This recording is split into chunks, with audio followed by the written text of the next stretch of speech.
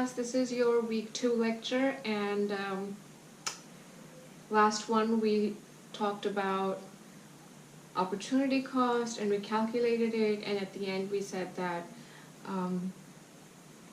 David Ricardo's theory of comparative advantage is that nations should specialize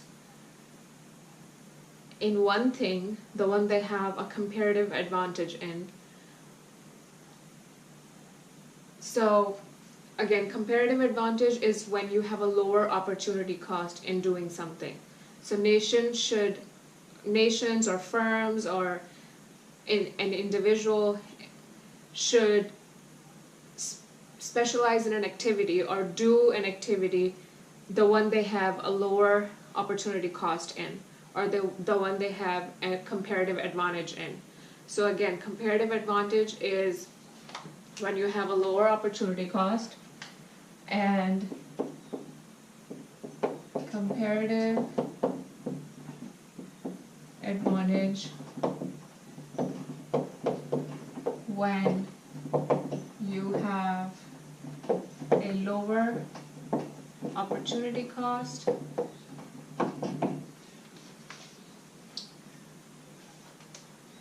David's Ricardo theory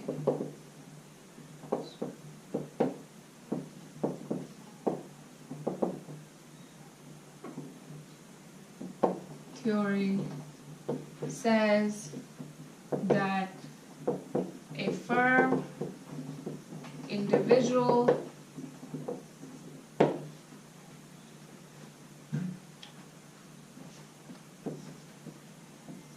or country should only produce what they have a comparative advantage in.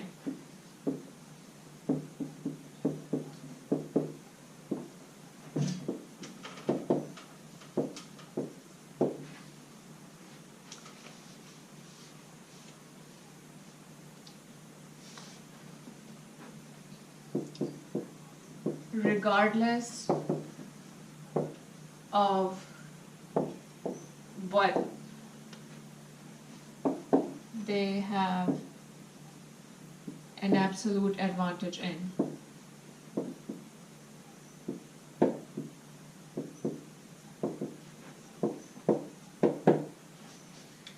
So absolute advantage is when you can do more of all the things, of whatever numbers that are given to you in the question. Whoever can do more of the activity has an absolute advantage, and then you have to calculate the opportunity cost, and whoever has a lower opportunity cost in an activity has a comparative advantage in that activity. So David Ricardo's theory says that nations, firms, or individuals should do or specialize in the activity they have a lower opportunity cost in. So last lecture we did an example where there were two professors, they can grade papers and quizzes, and then we figured out the opportunity cost, and we figured out who had a comparative advantage in grading quizzes and who had a comparative advantage in grading papers.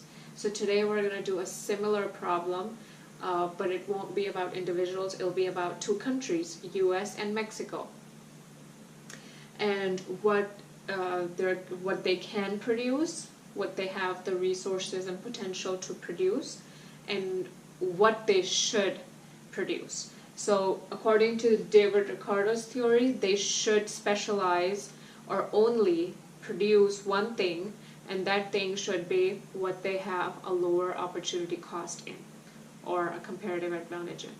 So we're going to get to that example. But let's do that. So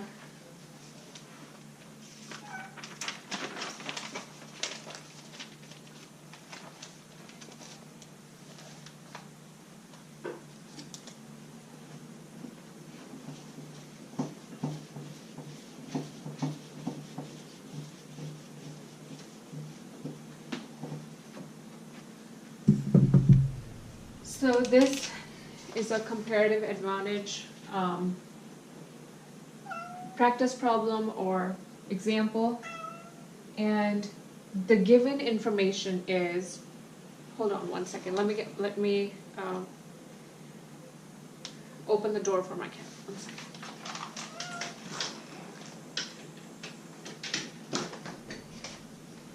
So in this example, we are told that US can produce 10,000 tons of oranges or 5,000 tons of avocados. So US can produce 10,000 tons of oranges, or, there's a big or, 5,000 tons of avocados. Mexico can produce 4,000 tons of oranges, or 4,000 tons of avocados.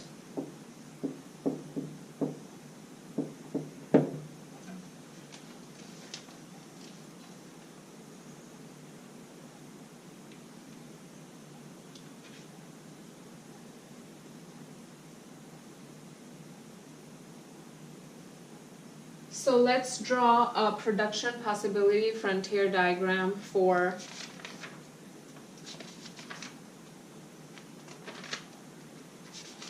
these two nations. Remember, production possibility frontier is a graphical representation of opportunity cost. So we're going to draw for US, we're going to draw PPF for US.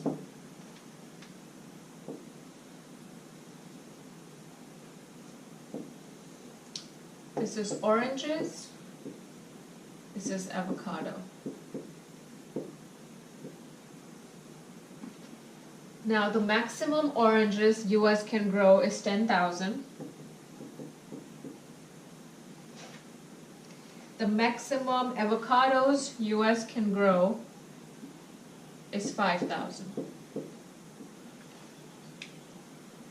What this axis is saying that if US grows 5,000 avocados, it will be growing 0 oranges because this is the origin.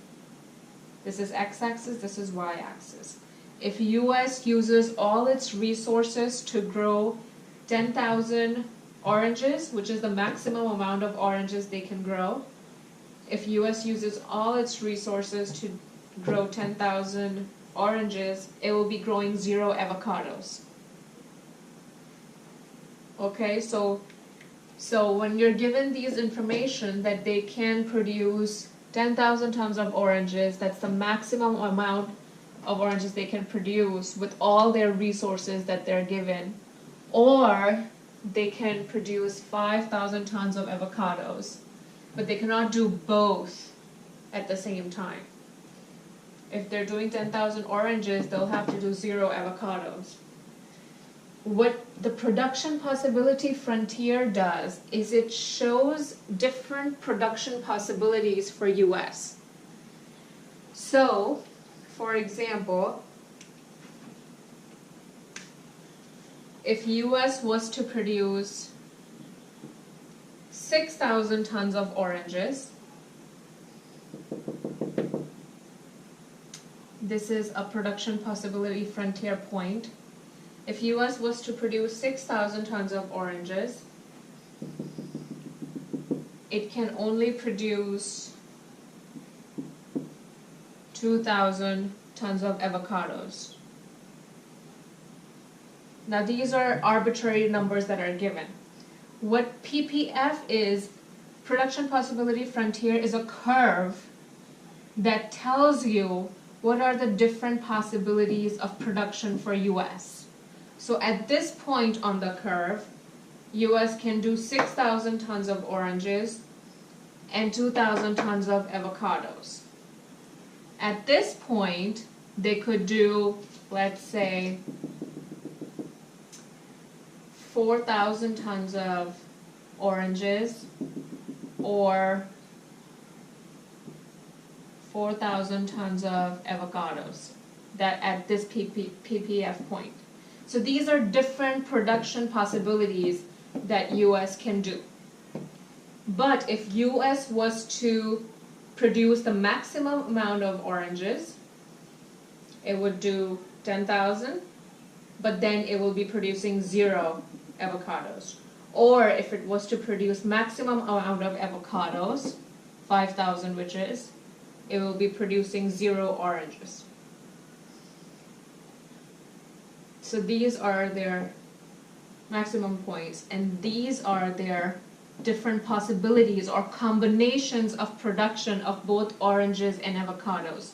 These are the different combination of productions, these points on the curve, for both oranges and avocados that are possible. That's why it's called production possibility frontier. The name basically tells you what it is, different possibilities of production of both crops.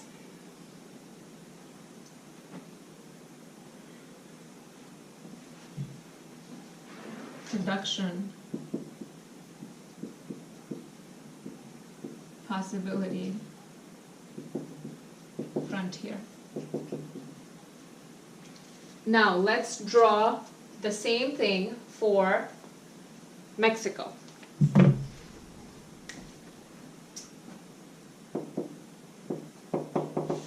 So what does the Mexico production possibility frontier looks like? Well, we need an x-axis, we need a y-axis. Now, either of the fruits could be on either one, it doesn't matter. We're going to put oranges here. Excuse me, I could have put avocados here for both of them and oranges here, it doesn't really matter. Oranges here, avocados here.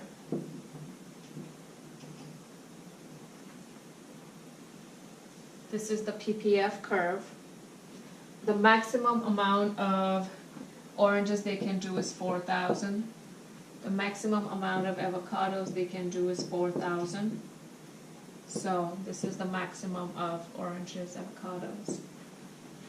Now,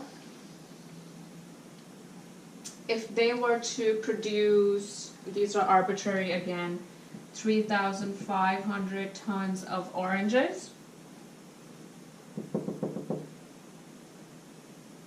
that point at the curve,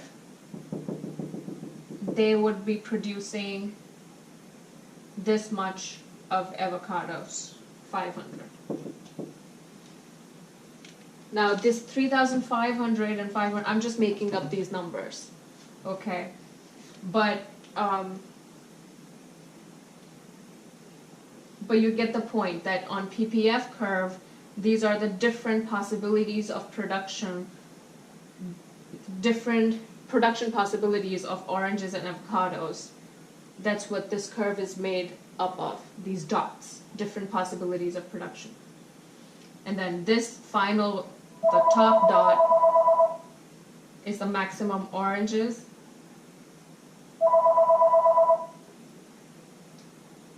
With 0 avocados, or here, the maximum avocados with 0 oranges. Okay? So now that we have the graph understood, we are going to calculate the opportunity cost for US and Mexico. I'm going to erase this.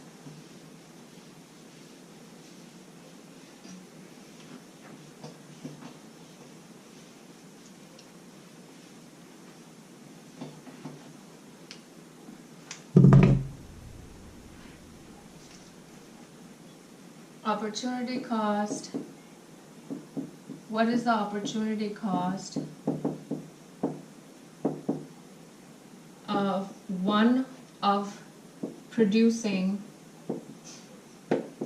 one orange for US,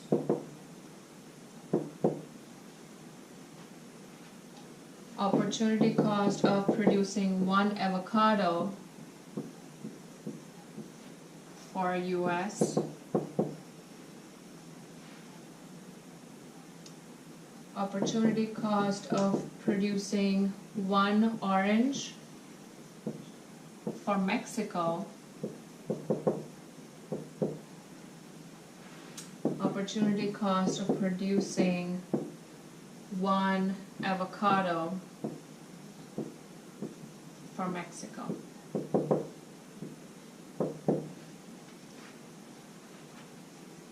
So let's find US's first.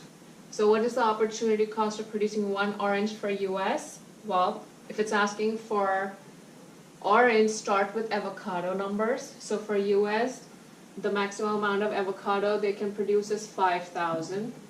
So 5,000 avocados goes on top, divided by 10,000 oranges.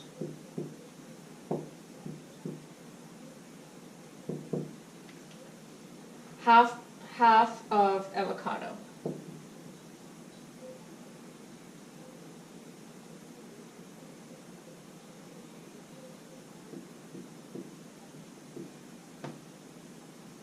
So to produce one orange, US is giving up half avocado. Okay? To produce one orange, US is giving up half avocado. Okay. What about opportunity cost of producing one avocado? Well, if it's asking you about one avocado, start with the oranges. We're still talking about US, so we're going to look at the US numbers. So opportunity cost of producing one avocado for US, start with oranges, 10,000 oranges.